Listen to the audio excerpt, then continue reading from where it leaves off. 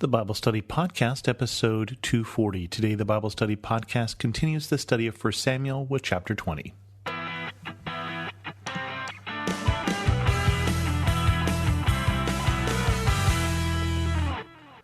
Welcome to the Bible Study Podcast. I'm your host, Chris Christensen. Where we are, you may recall, in the book of 1 Samuel, David is fleeing from Saul. Saul is jealous of David, and he has reason to be, because David is going to become king. And Saul doesn't want to just let that go away. Now, Saul doesn't know that for sure, but he's pretty sure at this point that David is plotting against him. David is not plotting against him, and at least two of his children have tried to tell him that already. Both Jonathan, David's good friend, as well as Michal, David's wife. And again, in this particular chapter, we see the relationship of David and Jonathan. And I do want to point out again that Jonathan is doing all that he is doing for love of David, and very selflessly, because if David really is going to replace his father as king, which his father thinks is the case, then Jonathan will not become king. David and Jonathan, 1 Samuel 20. Then David fled from Naioth at Ramah and went to Jonathan and asked, "What have I done? What is my crime? How have I wronged your father, that he is trying to kill me?" "Never," Jonathan replied. "You are not going to die. Look, my father doesn't do anything, great or small, without letting me know. Why would he hide this from me? It isn't so." But David took an oath and said, "Your father knows very well that I have found favor in your eyes, and he has said to himself, 'Jonathan must know this, or he will be grieved.' Yet as surely as the Lord lives and you live, there is only a step between me and death." Jonathan said to David, "Whatever you want me to do, I'll do for you." So David said, "Look, tomorrow at the new moon festival I am supposed to dine with the king, but let me go and hide in the field until the evening of the day after tomorrow. If your father misses me at all, tell him, 'David earnestly asked my permission to hurry to Bethlehem, his hometown, because an annual sacrifice is being made there for his whole clan.' If he says, 'Very well,' then your servant is safe. But if he loses his temper, you can be sure that he is determined to harm me. As for you, show kindness to your servant, for you have brought him into a covenant with you before the Lord. If I am guilty, then kill me yourself. Why hand me over to your father?" "Never," Jonathan said. "If I had the least inkling that my father was determined to harm you, wouldn't I tell you?" David asked, "Who will tell me if your father answers you harshly?" "Come," Jonathan said, "let's go out into the field." So they went there together. Then Jonathan said to David, "I swear by the Lord, the God of Israel, that I will surely sound up my father by this time the day after tomorrow. If he is favorably disposed towards you, will I not send you word and let you know? But if my father intends to harm you, may the Lord deal with Jonathan, be it ever so severely, if I do not let you know and send you away in peace. May the Lord be with you, as he has been with my father, but show me an unfailing kindness like the Lord's kindness as long as I live, so that I may not be killed. And do not ever cut off your kindness from my family, not even when the Lord has cut off every one of David's enemies from the face of the earth." Now that's an interesting thing. So David is trying to convince Jonathan his father is trying to kill him, and Jonathan, at this point, it doesn't sound like he believes him. But Jonathan has gotten enough knowledge already that David is going to be the king, it sounds like, from this last paragraph. And so he says, "I will deal with you faithfully, but remember me after you have become king," basically. "Deal with my family and me mercifully, with kindness.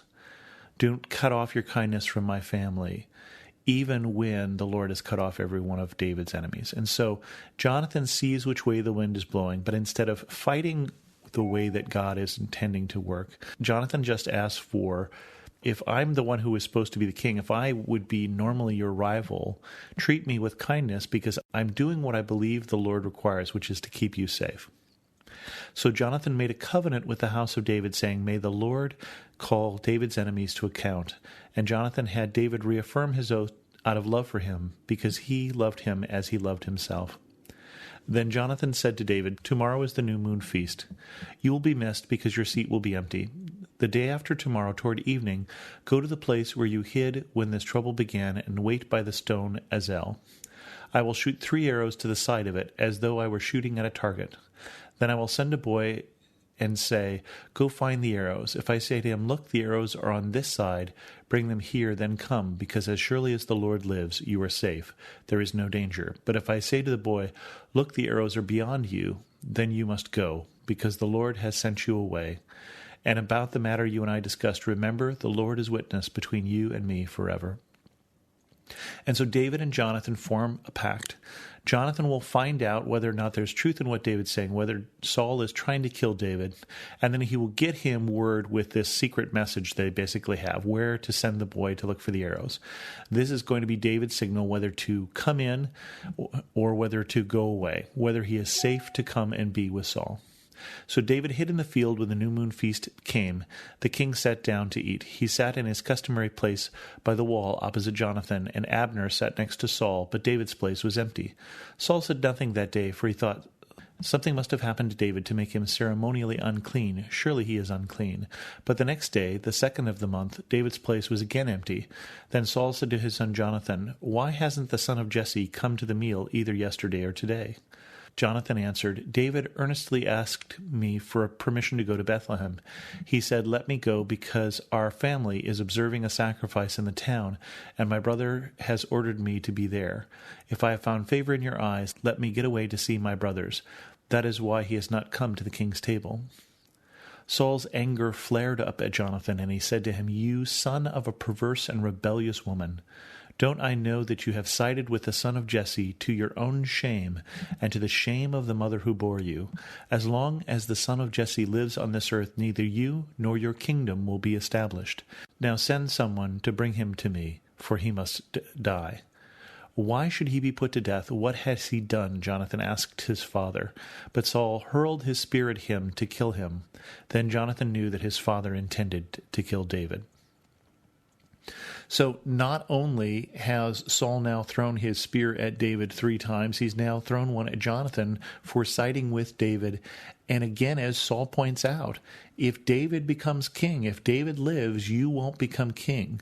How is it that you are plotting with David against me, is what Saul is saying. But why is it? Jonathan is doing what he is doing because he thinks it's the right thing. The Bible speaks so highly of Jonathan here when it shows the motives for Jonathan's behavior is love for David and love for God. It is not an easy thing to speak truth to power. It is not an easy thing to do the right thing when your father himself wants you to do the wrong thing. It is not an easy thing to do the right thing when the king wants you to do the wrong thing. It is not an easy thing to do the right thing when your father is the king who wants you to do the wrong thing. But David is doing what he's doing because it's right. Jonathan gets up from the table in fierce anger. On that 2nd day of the feast he did not eat because he was grieved at his father's shameful treatment of David. In the morning Jonathan went out to the field for his meeting with David. He had a small boy with him, and he said to the boy, "Run and find the arrows I shoot." As the boy ran, he shot an arrow beyond him. When the boy came to the place where Jonathan's arrow had fallen, Jonathan called out to him, "Isn't the arrow beyond you?" Then he shouted, "Hurry, go quickly, don't stop." The boy picked up the arrow and returned to his master. The boy knew nothing about all this, only Jonathan and David knew. Then Jonathan gave his weapons to the boy and said, "Go, carry them back to town." After the boy had gone, David got up from the south side of the stone and bowed before Jonathan 3 times, with his face to the ground. Then they kissed each other and wept together, but David wept the most.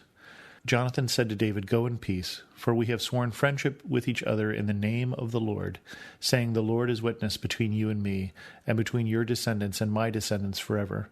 Then David left, and Jonathan went back to town. Think about this young man, who is doing everything he is doing in spite of his own interest. His selfish interest would cause him at this point to shoot the arrows at David instead of shooting the arrows and telling David to flee. He is not a selfish person. He is a person who understands that what his father is doing, while motivated by self-interest, is shameful. He is motivated by doing the right thing. He has sworn an oath to David in the name of the Lord, and that is important to him. This world would be a better place if there were more Jonathans. With that, we're going to end this episode of the Bible Study Podcast. If you have any questions, feel free to leave a comment on this episode at thebiblestudypodcast.com or send me an email to host@thebiblestudypodcast.com. You can also follow me on Twitter at Chris2X. And as always, thanks so much for listening.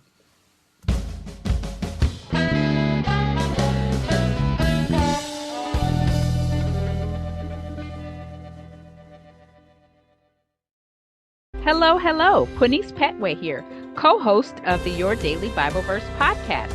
Are you someone who loves to take a deep dive into God's Word, one verse at a time, to explore His will for your life and desire to draw closer to Him?